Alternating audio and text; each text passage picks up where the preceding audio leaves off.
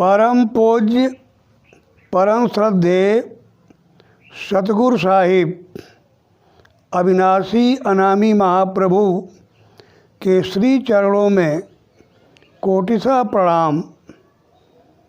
सभी माननीय सम्माननीय श्रोताओं भाई बहनों को सादर नमन। आपका जीवन सकुशल स्वस्थ सानंदमय हो, मंगलमय हो, कल्याणमय हो, इसकी मैं शुभ कामना परम प्रभु से करता हूँ। मेरे भाइयों एवं बहनों, अभी पिछली वार्ता में ये तय हुआ कि भक्ति क्या है, इसकी आवश्यकता क्यों है। अब आज मैं इस बिंदु पर कुछ चर्चा करूंगा कि भक्ति किसकी की जाए। हमारे जीवन का मुख्य लक्ष्य है कामार्थ धर्म मोक्ष। स्कंद पुराण के रेवा खंड में चतुर्थ अध्याय में स्पष्ट दिया है कि इह लोके सुखम भुक्त्वा चान्ते सत्यपुरम यजौ। हम इस लोक में अमन चैन और सुखपूर्वक रहते हुए अंत में अपने निज स्रोत में समाहित होकर अपने अविनाशी धाम चले जाएं। जब हमारा लक्ष्य इस जीवन में अमन चैन का है, सुख शांति का है और अंत में अपने घर अपने मालिक से मिलकर अपने मालिक में समाहित होना है, तो इस लक्ष्य की पूर्ति कैसे होगी। इस बिंदु पर जीव अपने बूते शिव नहीं हो सकता। वह अपना कल्याण स्वयं नहीं कर सकता। इस मार्ग पर चलने के लिए उसे एक ऐसे मार्ग प्रदर्शक की आवश्यकता होती है जो उस मार्ग पर चला हो, उस मार्ग का वाकिफकार हो और उसका सिद्ध सुजान मर्मज्ञ हो। जब उसके निर्देशन में हम अपना कार्य करेंगे तो हम अपने लक्ष्य को आसानी से प्राप्त कर लेंगे। तो जीवन को सुखमय बनाने के लिए, सफल बनाने के लिए, प्रभुमय बनाने के लिए हमें ऐसे गुरु की आवश्यकता है जिसने अपने सद्गुरु साहिब की सेवा भक्ति करके, तपस्या करके, मालिक को प्राप्त करके मालिक का रूप बन गया हो। जिस लक्ष्य को प्राप्त करना है हमें उस लक्ष्य के सिद्ध मर्मज्ञ गुरु की आवश्यकता है, क्योंकि उसके बगैर हम कुछ नहीं कर सकते हैं। किताबों को पढ़कर हम ज्ञानी बन सकते हैं, वाचाल बन सकते हैं, लेकिन लक्ष्य पर चलने की युक्ति बिना गुरु के नहीं मिल सकती है। यदि लोग किताबों को पढ़कर सफल हो जाते तो विद्यालय और गुरुजनों की कोई ज़रूरत नहीं होती। अब हमारा लक्ष्य क्या है? जिस लक्ष्य को हमें प्राप्त करना है हमें उस लक्ष्य के सिद्ध गुरु की शरणागत लेनी पड़ेगी, उसकी सेवा भक्ति करनी होगी। हमारा लक्ष्य अगर कामार्थ धर्म मोक्ष है तो इसको सिद्ध करने के लिए हमें आध्यात्मिक गुरु की आवश्यकता है। इस जगत में गुरु बहुत हैं। संस्कृत पढ़ाने वाले गुरु, उर्दू पढ़ाने वाले गुरु, गणित पढ़ाने वाले गुरु, खेती बाड़ी का ज्ञान देने वाले गुरु, जीवन में जितने लक्ष्य हैं उतने प्रकार के गुरु हैं और हमको उन गुरुओं के निदर्शन में ही सफलता मिल सकती है। आज हम आध्यात्मिक दृष्टिकोण से कि हमारा जीवन सुखी सफल हो, हमारा लोक भी सुखमय हो और हमारा परलोक भी सुखमय हो, इसके लिए हमें आध्यात्मिक गुरु की आवश्यकता है, बगैर उसके हम नहीं कर सकते हैं। गुरु बहुत हैं, गुरुओं की श्रेणियाँ भी बहुत हैं। गुरु गुरु में भेद है, गुरु गुरु में भाव, सोई गुरु नित बंधिए, जो शब्द बतावे दाव। परमात्मा शब्द सिंधु है। आदि में शब्द था, शब्द ही सत्य था, शब्द ही परमात्मा था, परमात्मा ही शब्द, शब्द ही परमात्मा। शब्द का पर्यायवाची गुरु है। ये संस्कृत के गृह धातु से प्रातिपदिक क्रिया करने पर गुरु बनता है। दिव्य धातु से देव बनता है। गुरु माने शब्द और देव माने प्रकाश। अलौकिक दिव्य ज्योतिर्मय ध्वनि या ध्वनिमय ज्योति को ही हम वर्णात्मक भाषा में गुरुदेव कहते हैं। तो जो शब्द का पारखी है वही गुरु हमसे परमात्मा से मिला सकता है, क्योंकि परमात्मा चेतन सिंधु, शब्द सिंधु, ज्योतिर्मय महाध्वनि है, जिसकी साधना उस बिंदु को करने वाले गुरु के द्वारा ही संभव हो सकता है। इसलिए कहा कि शब्द गुरु को कीजिए, बहुतक गुरु लभार, अपने अपने लोभ पर ठौर पर ए बैठे बटमार। कई प्रकार के गुरु हैं। चोरों के भी तो गुरु हैं, पाकिटमारों के भी गुरु हैं, असद कर्मों के भी गुरु हैं, सदकर्मों के भी गुरु हैं। तो हमें शब्द पारखी, शब्द ज्ञानी गुरु को अपनाना है। गुरु वही जो शब्द स्नेही, गुरु शब्द बिना दूसर नहीं से ही, समझ कबावे होवे पूरा, उर गुरु के चरणों का होदा अधूरा। तो जिसने गुरुदेव की सिद्धि यानी शब्द और प्रकाश या ज्योतिर्मय प्रकाश और ध्वनि की साधना करके उस आदि प्रभु की सिद्धि कर लिया है, हमको वही गुरु करना है, क्योंकि हमारी आत्मा उस आदि अनादि अनंत अखंड अछेद अभेद महाप्रभु जो शब्द सिंधु है उसी की एक बिंदु है, उसी का यह एक कतरा है।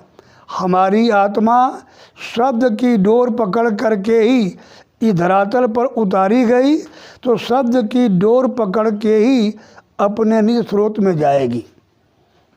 तो हम शब्द की साधना करके ही शब्द सिंधु में जा सकते हैं। तो जो शब्द की साधना किया होगा उसी गुरु से होगा। गुरु गुरु में भाव है, गुरु गुरु में भेव, जो धुन लावे शब्द का गगन का, सो मेरे गुरुदेव। तो अगर आपको प्रभु की प्राप्ति करनी है तो आपको शब्द पारखी गुरु को अपनाना होगा। अब गुरु की पहचान कैसे बने? जैसे सूर्य है, हम सूर्य को परिभाषित नहीं कर सकते, लेकिन उसके प्रकाश के प्रभाव से उसकी महिमा को जान सकते हैं। जब हम गुरु के पास जाते हैं तो उसके बाद व्यवहार के द्वारा हमें लग जाता है कि यह गुरु किस श्रेणी का है। जो गुरु आध्यात्मिक होगा, आत्मा और परमात्मा से मिलन कराने की बात करता होगा, वह उसी के संबंधित शिक्षा दीक्षा देकर हमको उसका मार्ग निर्देशन करेगा। जो अन्य गुरु होंगे वो अन्य गुरुओं के पास जाएंगे। तो यहाँ महापुरुषों ने कहा कि शब्द गुरु, गुरु ही शब्द है। अभी कहा कि ये गृह धातु से प्रातिपदिक क्रिया करने पर ये संस्कृत का गुरु पद शब्द बनता है। तो शब्द ही परमात्मा है। और परमात्मा ही शब्द है, गुरु ही शब्द है, शब्द ही गुरु है, तो गुरु ही परमात्मा है और परमात्मा ही गुरु है। गुरु नानक जी ने कहा गुरु परमेश्वर एको जान। हुजूर मोहम्मद साहब अपना सत्संग दे रहे थे, तकरीर कर रहे थे। एक फ़कीर ने पूछा कि क्या है जो श्रोता आपके हैं ये सब खुदा का दीदार करेंगे, उनके सैरगाह में जाएंगे? उन्होंने स्पष्ट कहा नहीं, जो मुझ में खुदा को देखेगा, जो मुझ में खुदा को स्वीकार करेगा वही खुदा का दीदार करेगा। अर्थात जब हम गुरु में ही परमात्मा देखेंगे और गुरु को ही परमात्मा मानकर उसकी पूजा करेंगे तो गुरु पूजा में प्रभु की पूजा होती है। क्यों? वह निराकार है, चेतन सिंधु है। आकार रहित होने के बाद हम किससे प्रेम करेंगे, कैसे प्रेम करेंगे, कौन सा अर्पण करेंगे? तो उस परमात्मा ने अपना 3 रूप कायम किया है। जैसे पदार्थ की 3 अवस्थाएं होती हैं, ठोस, द्रव और गैस, वैसे ही सृष्टि का विधान भी 3 तत्वों, 3 विधानों के अंतर्गत चलता है। वह आदि में बैठा शब्द सिंधु महाप्रभु एक स्वामी के रूप में अपने धाम पर बैठकर अपने शक्ति से, चैतन्य पावर से पूरे सृष्टि का संचालन कर रहा है। उसी का एक प्रतिनिधि रूप हमारे घट में परमात्मा बैठा है और वह शब्द और प्रकाश के रूप में विराजमान है। उसी का एक रूप जो ठोस आकार साकार रूप में है वह मानव काया में बैठ करके हमको मार्गदर्शन करता है। हम मानव शरीर में हैं तो मानव की ही भाषा, उसकी बातचीत समझ पाएंगे, उसके दिशा निर्देश में चलकर अपने लक्ष्य पर पहुंच पाएंगे। इस गुरु की कीमत तो हमारा उस गुरु से भी अधिक है। महापुरुषों ने कहा गुरु गोविंद दोऊ खड़े काको लागू पाए। बलिहारी गुरु आपने जिन गोविंद दियो बताए, मिलाए, दिखाए और समझाए। तो यह साकार नारायण हरि स्वरूप में जो सतगुरु शाही विराजमान हैं, बिना इनके हम उस निराकार प्रभु का साधना कर ही नहीं सकते, वहाँ जा ही नहीं सकते, क्योंकि शब्द स्वरूपी संग है। ये सतगुरु देह में तो देह में है, लेकिन हमारे घट में यही शब्द रूप में विराजमान है, कभी न होते दूर, और ये हमको कभी छोड़ते नहीं। धीरज धारो चित्त में तो दिखेगा सतनूर। तो वह सतनूर शब्द रूप में ही गुरु हैं जो हमारे बाहर साकार रूप में खड़े हैं। तो गुरु ही परमात्मा, परमात्मा ही गुरु, लेकिन साकार गुरु हमारी सहायता करता है, हमको अपनी युक्ति देकर पहुंचाता है। महापुरुषों की वाणी है, बिना सतगुरु बिना युक्ति छूटे नहीं खान का फिरना। घट में तो है परमात्मा, लेकिन दिखाई नहीं देता है। घट में है, हम उसको जान नहीं पाते हैं। क्यों? नयन बीन अरु मुकुर मलिना राम रूप दे खही के हीना। हमारी आँखें, जिस आँख से वो दिखाई देता है वो कर्मों के आवरण से बंद है। जिस प्लेट पर, जिस आईने पर उसका स्वरूप आता है वह गंदा है, और यह आँख भी अंदर और वो प्लेट भी अंदर। जब हमारी बाहर की आँखें खराब होती हैं तो हम बाहर के डॉक्टर के पास जाते हैं, ऑपरेशन कराते हैं और सारी बातें करते हैं। तो भीतर की आँखों की दुरुस्तीकरण कौन करेगा, उसे कौन ठीक करेगा?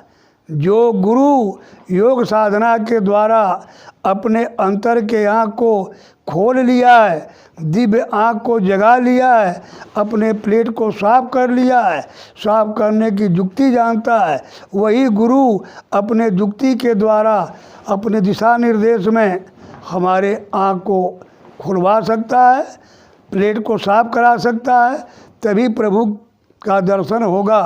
तो अगर हमें प्रभु का दर्शन करना है तो हमें दिव्य दृष्टि खोलनी होगी, प्लेट साफ करना होगा, और यह बगैर गुरु के कठिन नहीं, असंभव है।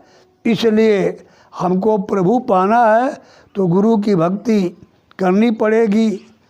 गुरु ही प्रभु है, वही शब्द है, शब्द गुरु सूरत धुनि चेला।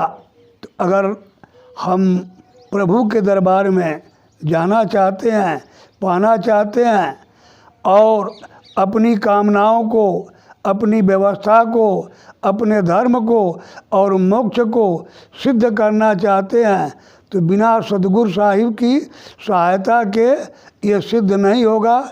इसलिए हमें भक्ति करनी है तो भक्ति गुरु की करनी है। गुरु की भक्ति ही प्रभु की भक्ति है। मिला गुरु दरस बस यही प्रभु दरस है, मिला गुरु कृपा बस यही प्रभु कृपा है, मिला गुरु दरस यही प्रभु मिलन है। तो गुरु के दर्शन में ही प्रभु का दर्शन निहित है और अंतर में उनको मिलता है। इसलिए मेरे भाई बहनों, यदि आपको अपनी कामनाएं क्या है कि कामार्थ धर्म मोक्ष सिद्ध हो जाए, हमारा लोक परलोक बन जाए। हम धन के लिए कितने प्रकार के यत्न करते हैं, कितना यत्न करते हैं, चरित्र को बेच रहे हैं, ईमान को बेच रहे हैं, भाव और विचार को बेच रहे हैं। लेकिन गुरु के साथ अगर आ जाएं और हम धर्म के मार्ग पर चलें, भजन के मार्ग पर चलें, प्रभु के प्राप्ति के मार्ग पर चलें, तो धन सहज ही हमारे पास आ जाता है। रामायण में लिखा है कि जिमि सरिता सा गरम जाई, यद्यपि ताहि कामना नाहि, तिमि सुख संपत्ति बिनहि बोलाए, धर्मशील पै जाहि सुहाए। हमें धर्मात्मा कौन बनाएगा? जो धर्मज्ञ हो और धर्मात्मा हो। तो हमको सुख शांति के लिए जो सांसारिक आवश्यकता है उसकी पूर्ति के लिए भी गुरु की भक्ति करनी है। तो हमारी कामनाएं, हमारी इच्छाएं भी भक्ति के द्वारा प्रभु की कृपा से संभव होती है। हमारी सारी व्यवस्थाएं पूर्ण होती है। प्रभु की भक्ति पर अगर हमारे प्रारब्ध में गरीबी और कमजोरी भी है तो भजन के द्वारा वो हमारी पूर्ति हो जाती है। तो प्रभु की पूजा के लिए, उसकी सिद्धि के लिए हमें सिद्ध सद्गुरु की आवश्यकता है और हमें उसकी भक्ति करनी चाहिए। गुरु की भक्ति ही प्रभु की भक्ति है, गुरु की सेवा ही प्रभु की सेवा है, गुरु का भजन ही प्रभु का भजन है। गुरु प्रसन्न तो साहिब अनुकूला, और ताइन व्याप त्रिविश्व बहुशूला।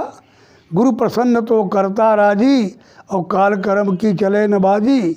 आज मैं आपसे इतना ही बात कहूँगा कि कामार्थ धर्म मोक्ष और ये लोके सुखम भुक्त्वा चाहते सत्यपुरम यजऊ की सिद्धि आप चाहते हैं तो आपको इस मार्ग के मर्मज्ञ सिद्ध सुजान सतगुरु साहिब की शरणागत लेकर उनके आदेश निर्देश, उपदेश, संदेश, संकेत के अनुसार अपना कार्य व्यवहार आचरण को लाकर विनम्रता पूर्वक श्रद्धा विश्वास के साथ आपको उनकी सेवा भक्ति करनी चाहिए।